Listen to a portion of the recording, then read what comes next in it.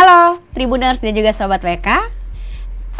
Kita kembali lagi bertemu dengan tamu kita di sini. Sekarang ini kita lagi nggak bicara tentang masalah kesehatan atau masalah apapun, tapi yang paling unik, saya saat ini sedang kedatangan tamu, seorang pegiat literasi. Nah, dengan Mbak Dina Novita. Halo Mbak, selamat pagi. Pagi Mari. Apa kabar? Alhamdulillah baik. Alhamdulillah, sehat ya Mbak ya? Sehat.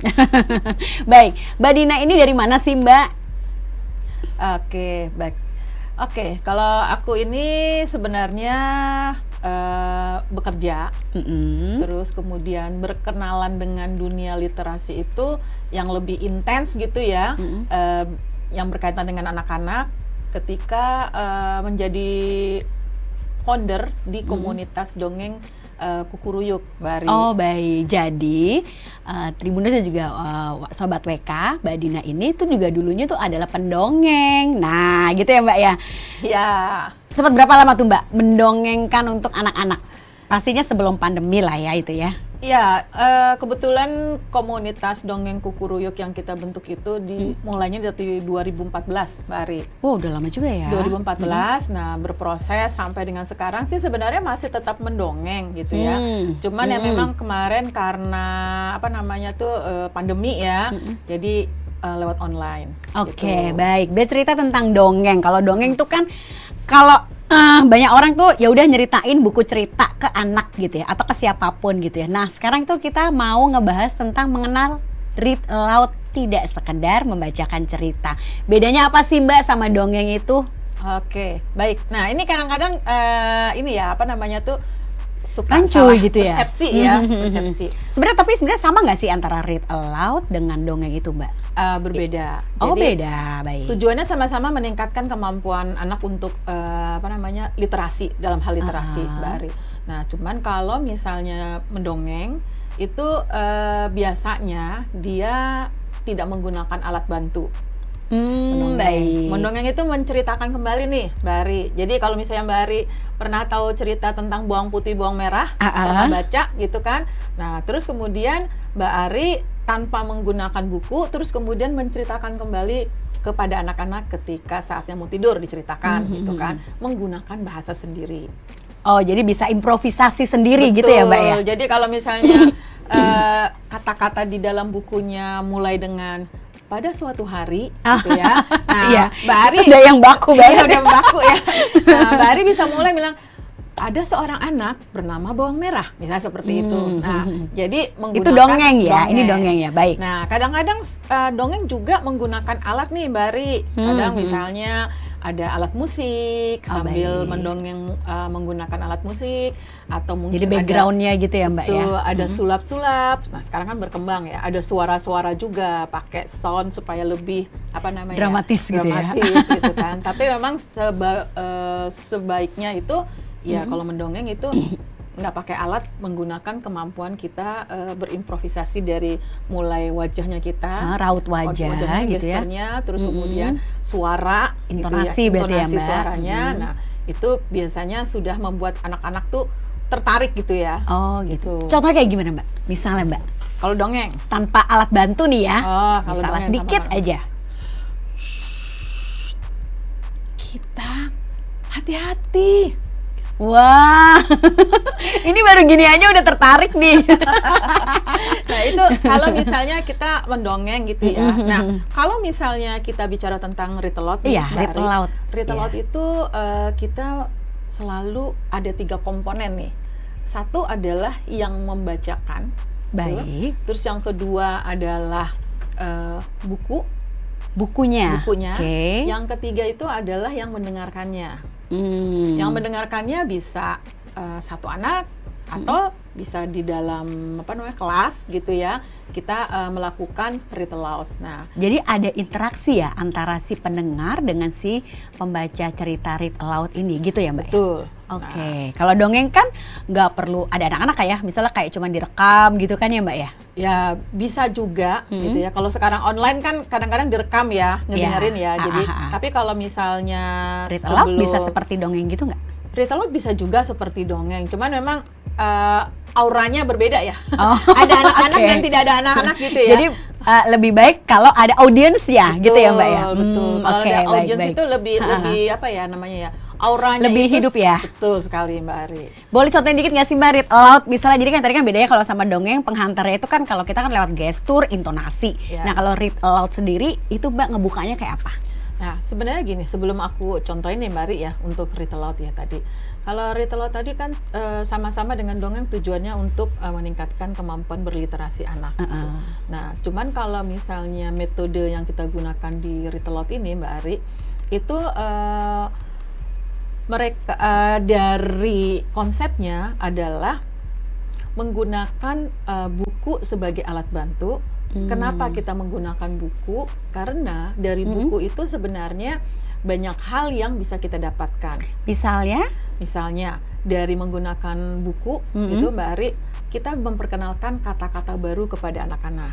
Oh baik, jadi kosakata anak-anak lebih berkembang. Betul. Gitu ya Mbak. Terutama kalau misalnya kalau kita bicara pertumbuhan anak 0 sampai dengan 3 tahun dibilang golden age ya. Yeah. Nah, itu penting banget untuk istilahnya kita mengoptimalkan fungsi otak anak-anak.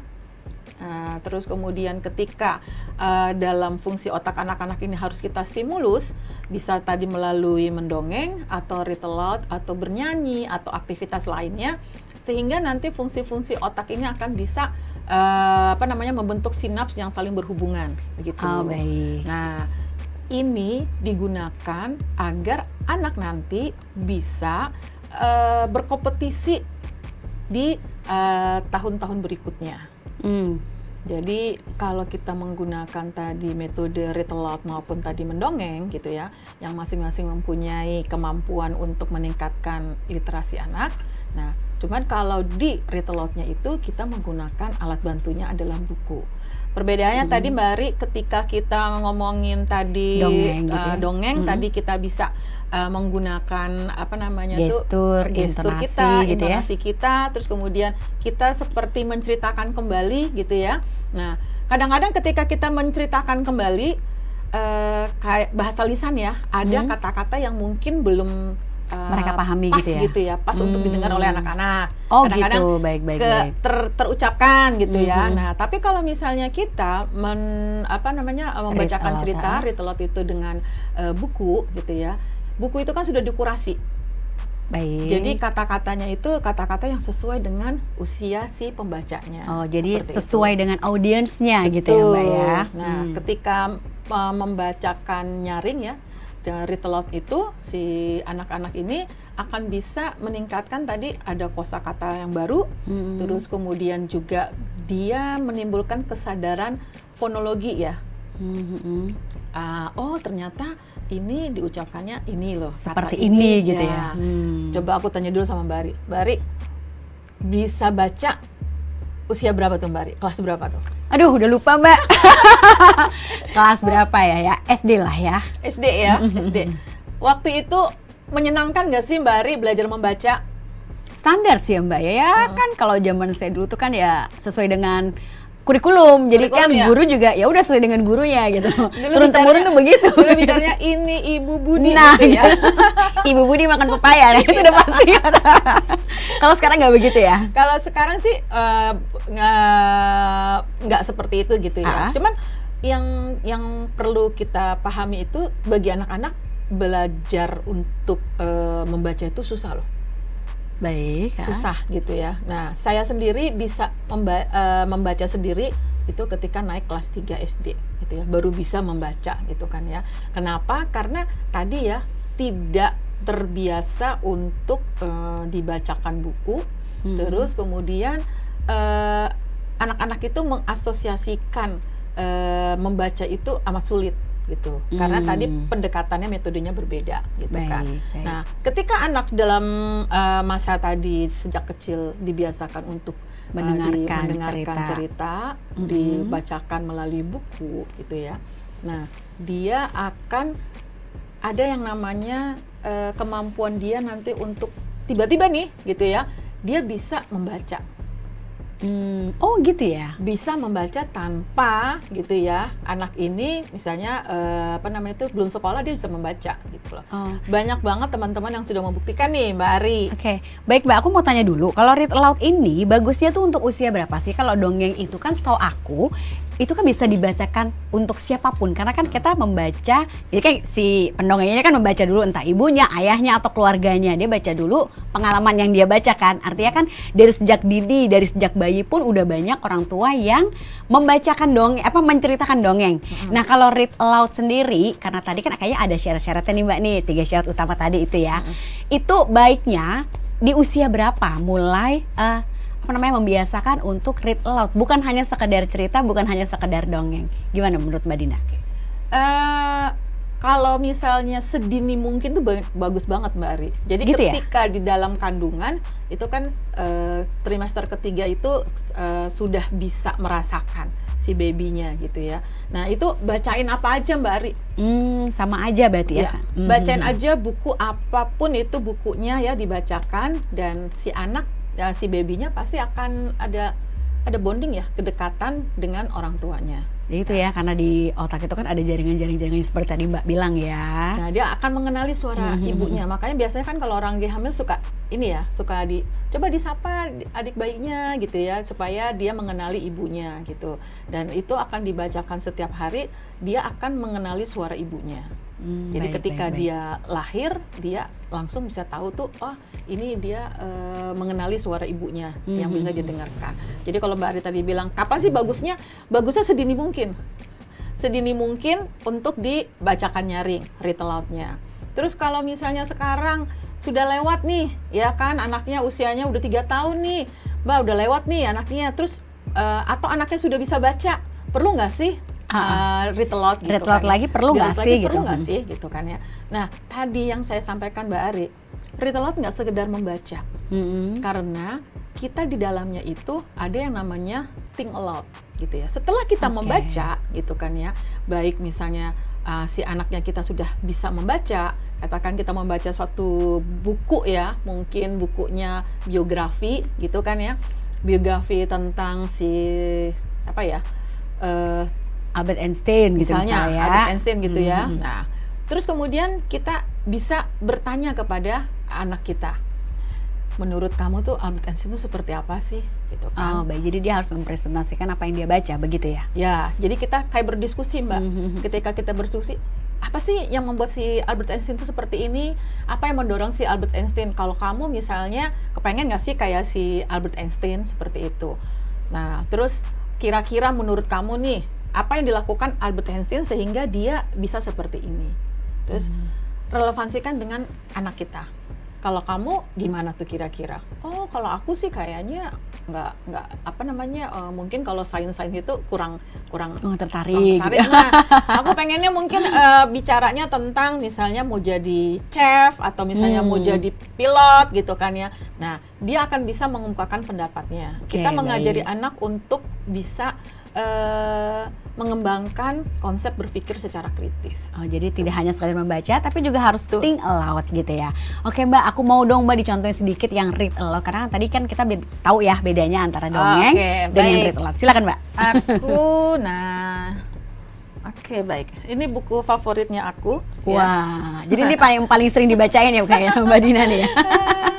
Iya, ini buku favoritnya aku nih ya. Jadi kalau anak-anak itu kan senang ya kalau misalnya itu bukunya itu berwarna-warni nih. Colorful ya. Terus biasanya anak-anak tuh senangnya yang berkaitan dengan fable ya, binatang ya, hewan gitu kan. Nah, ini ceritanya menarik banget gitu ya, dan sederhana. Oke, baik. Kalau kita misalnya memulai untuk membacakan nyaring, read aloud, itu ada tahapannya nih Mbak Ari. Tahapan pertama itu adalah tahapan prabaca. Tahapan prabaca itu artinya kita sebagai orang dewasa yang akan membacakan, itu kita harus membaca buku ini terlebih dahulu. Oh, jadi kita harus tahu dulu nih isi bukunya apa gitu ya Mbak ya. Berarti hampir sama kayak dongeng ya? Ya, kita baca dulu nih gitu ya, buku ini kisahnya itu tentang apa. Terus kemudian karena kita paham tentang kemampuan anak kita gitu kan ya, kita akan coba lihat dalam buku ini ada nggak sih kata-kata sulit yang mereka mungkin kurang paham nih. Ya, nah itu nanti kita akan memberitahukan kepada anak-anak sebelum kita mulai. Jadi kalau nanti mamah atau misalnya bunda atau kakak mau bercerita, ada kata ini gitu kan, maksudnya adalah ini. Oh, jadi diterangkan di awal. Betul. Gitu ya, Mbak? Nah, tadi kan menambah kosakata ya, itu kan ya.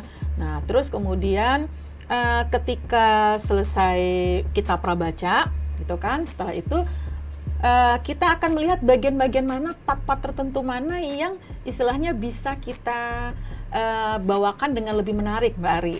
Jadi kita pilih, bagian yang ini nih kayaknya menarik nih untuk kita explore kepada anak-anak.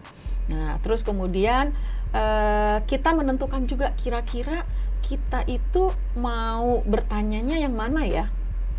Jadi kita, bagian dalam buku ini gitu ya? Iya, betul Mbak. Jadi kalau saya bilangnya teaching plan ya. Jadi nggak sekedar membacakan saja gitu ya, tapi juga tadi karena ujung-ujungnya kita ingin anak bisa berpikir kreatif tadi ya, bisa analytical thinking seperti itu Mbak Ari. Nah, tahap yang berikutnya adalah memulai nih, mau memulai untuk membacakan. Ketika memulai untuk membacakan, yang kita lakukan adalah kita menyampaikan kalau misalnya judulnya, terus kemudian penulisnya, ilustratornya siapa. Itu kan harus dikasih tahu juga ya, harus diinfokan juga ya Mbak. Kenapa? Untuk menghargai ya. Ya, betul. Kita harus menghargai bahwa ini nggak jadi sendirinya gitu ya. Jadi ini ada yang buat gitu ya. Nah, seperti itu. Nah, terus kemudian kita akan mulai mengeksplor yang namanya cover. Cover ini kita explore. Kenapa kita mengeksplor cover gitu kan ya? Karena ini juga menjadi salah satu alat bantu anak untuk dia bisa membayangkan. Ya? Baik. Kita harus menanyakan banyak hal di cover ini gitu Mbak Ari. Nah, ketika kita mulai mengeksplor cover, kita menanyakan banyak hal gitu kan. Kemudian setelah itu baru kita mengajak untuk membaca. Membacanya juga kata per kata sesuai dengan ada yang di dalam tulisannya ya. Jadi gunakanlah tanda baca. Jadi kalau misalnya koma atau tanda seru itu harus sesuai dengan yang ada di situ gitu ya Mbak ya. Terus kemudian kalau di cover itu kan kayak ada gambar-gambar itu kayak sekarang nih ada angsa, ada beruang gitu tuh, diceritain nggak sih ini tokoh utama nih, tokoh-tokoh di dalam buku itu sendiri? Enggak. Oh enggak ya? Enggak. Jadi nanti anak-anak bisa menebak gitu loh. Jadi tidak menyebutkan si tokoh yang ada dalam buku dulu gitu ya? Tidak. Nah, setelah selesai kita membaca, terus kemudian tahap berikutnya tadi Mbak Ari mengajukan pertanyaan. Mengajukan pertanyaan kepada anak gitu kan ya tentang cerita ini. Nah, itu yang dibilang dengan tahapan-tahapan di dalam Read Aloud. Nah, terakhir biasanya kita melakukan yang namanya bookies play, bermain-main dengan buku ya, tapi bukan bukunya diajak ini ya bermain ya. Jadi ini lebih supaya anak-anak ada keterikatan, terus dia akan mengingat selalu nih apa yang dia baca, ceritanya seperti apa, intisarinya seperti apa. Biasa seperti itu Mbak Ari. Baik. Baik, kita mulai? Silakan. Baik. Udah nggak sabar. Silakan Mbak. Baik. Nah, halo, selamat pagi. Hari ini Kak Dina mau membacakan satu buah buku. Nah, coba nih lihat nih adik-adik. Kira-kira judulnya apa ya? Wah, judulnya Kring Kring. Nah, ditulis oleh Nurhayati Pujiastuti dan ilustratornya oleh Kak Adrinalia. Oke, nah sekarang nih adik-adik, Kakak Dina mau tanya dulu nih. Kira-kira ada berapa banyak binatang yang ada di buku ini? Ada yang tahu? Ada yang tahu? 5. Benernya 5? Ada banyak. Ada banyak ya? Oke, kita hitung ya. 1, 2, 3, 4, 5, 6, 7, 8, 9, 10. Wah, ada 10 ya. Oke, kamu tahu nggak nama binatang-binatangnya apa aja ya? Yang mana? Yang mana? angsa gitu. Ada yang angsa. Oke, ada apa lagi? Ada beruang nggak? Ada Kak Dina. Ada gitu. beruang. Nah, ketika kita mengeksplor cover nih, Mbak Ani, itu kita sedang mengaktifkan pengetahuan latar si anak. Apa sih pengetahuan latar si anak? Ketika tadi bilang, oh ada angsa. Aku pernah lihat angsa, Kak. Di mana lihat angsanya? Oh, jadi itu. biarkan dia cerita gitu ya, Mbak. Betul, ya? Mbak Ari. Aku ngeliat angsa di mana? Ya waktu itu aku diajak misalnya ke kebun binatang misalnya ya, ada angsanya. Aku diajak sama mama ke kebun binatang. Kapan? Iya, aku naik ini. Biarkan dia bercerita. Jadi Kalau misalnya audiensnya diem nih, Mbak, kan kadang-kadang anak-anak itu kan banyak yang pemalu, macam-macam anak ya. Itu kitanya nggak sih yang ada yang pernah lihat angsa nggak kayak gitu nggak sih, Mbak? Jadi kayak mancing. oh ya, Harus begitu ya? Betul, iya. Itu kita memancing. Jadi salah satunya tadi untuk mereka berani mengungkapkan apa namanya yang mereka pernah lihat, betul, pernah rasain, iya. gitu kali ya. Nah itu kita pancing dengan pertanyaan-pertanyaan. Kayak tadi, baik. ada berapa banyak ya? Oke, mereka akan jawab 10. Kamu tahu nggak nama-namanya apa aja gitu kan? Nah biasanya mereka akan berebut nih untuk Jawab apa namanya, semuanya jawab. gitu. Oke. Nah terus jangan lupa Mbak Ari, mengeksplor cover itu banyak banget yang bisa kita lakukan untuk menambah yang namanya pembendaharaan ilmu buat anak-anak. Tadi kita sudah bicara tentang jumlah ya, matematika. Terus kita sudah bicara tentang nama-nama hewannya. Nama-nama gitu hewannya. ya. Kita bisa explore lagi warna. Color ya. Oke, warna apa aja? Oh, aku suka warna pink, Kak. Iya, kenapa sih kamu suka warna pink? Ih, warna pink itu kan warna cewek banget gitu kan. Misalnya seperti itu. Aku di rumah pakai warna pink. Oke. Terus kalau pink itu ternyata campurannya warnanya ini loh, Kak. Saya seperti itu. Oh. Nah, itu sudah banyak yang kita bisa dapatkan. Terus kemudian kira-kira nih gitu kan ya. Hewan yang ada di sini yang kakinya 2 yang mana ya? Misalnya seperti itu. Kita udah loncat lagi nih, Mbak Ari. Ya kan? Terus kita mau coba lagi untuk mengeksplor lebih jauh lagi. Kalau bahasa Inggrisnya warna merah jambu apa sih? Oh gitu ya. Atau mungkin bahasa Inggrisnya tadi ada 10 hewan gitu? Apa Coba aja 10 gitu ya? misalnya dalam bahasa Inggris 10 itu berapa sih? Ucapannya seperti apa? 10 misalnya seperti itu. Coba dia mulai dulu 1, 2, 3 ya seperti itu Mbak Ari. Jadi banyak banget yang kita bisa lakukan ketika kita mengeksplor. Itu dari cover aja. Dari Mbak, cover ya. aja. Jadi berarti memang anak-anak tuh memang bukan dipaksa ya, akhirnya diajak gitu ya. Betul. Diajak untuk dia berpikir, dilatih lah gitu ya Mbak ya. Jadi kalau manusia ini kan konon katanya senang hal-hal yang menyenangkan. Jadi ketika dia suka sesuatu yang menyenangkan bagi dirinya, dia itu akan mencoba untuk selalu melakukan hal tersebut. Jadi melalui Ritelot ini kita akan mengasosiasikan bahwasanya membaca buku itu menyenangkan, Mbak Ari. Oke. Ketika dia membaca buku, dia menemukan kesenangannya dan dia akan menjadi pembelajar sepanjang hidupnya. Oke, baik Mbak. Jadi kalau gitu sekarang kita coba untuk baca ya Mbak. Oke, kita baca ya. Udah nggak sabar kayaknya ya. Mbak Ari nggak sabar. Karena waktunya juga ini terbatas. Waktunya terbatas. Oke, sekarang ya. Kring, kring. Nah, karena di sini tidak ada kata-katanya, Mbak Ari ya. Jadi cuma kalau gambar aja gitu? Iya, kalau gambar aja kita liatin sama anak-anak. Oke, coba nih adik-adik, gambar apa yang ada di sini ya? Wah, coba kita lihat. Ada apa di sini? Wah, ternyata ada Mama beruang ibu ya? beruang. Sedang kenapa ya ibu beruang ya? Wah, dia mau berlari-lari sepertinya. Wah. Nah, terus kemudian teng, teng, teng. Nah, aduh, ibu terlambat lagi. Wah, coba lihat. Terus lihat. Wah.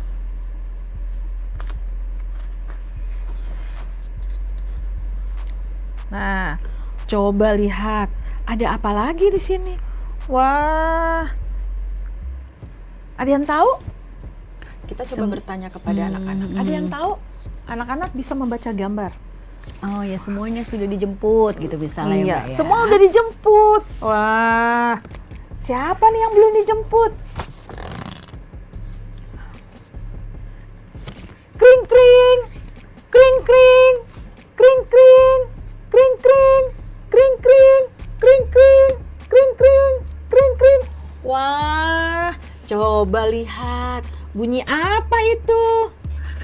Anak-anak pasti bisa mengasosiasikan bunyi kring-kring sebagai bunyi sepeda. Nah, mereka akan melihat, wah ternyata siapa ya yang dijemput ya? Wah, semua sudah dijemput. Siapa nih yang nggak dijemput pakai sepeda? Oke. Terus, anak beruang. Ayo ibu. Momo, ibu punya ide. Ibu harus belajar naik sepeda. Terus kemudian sekarang kita pinjam sepeda. Flamingo, Flamingo, boleh ku pinjam sepedamu?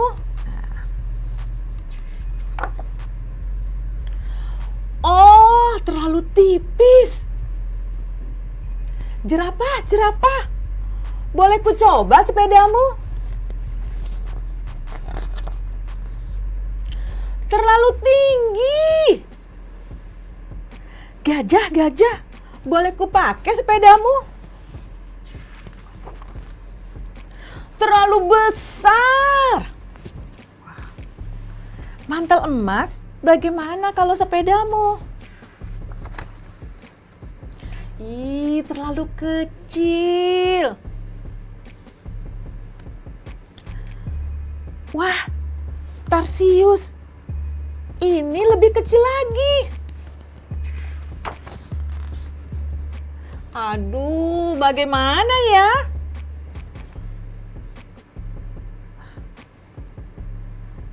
Pakai punyaku saja. Kira-kira siapa ya ini ya yang menawarkan untuk pakai sepedanya? Sepedamu pas orang hutan. Kalau begitu, untukmu saja. Wah. Terus kemudian ibu beruang seperti apa? Hore, ibu bisa.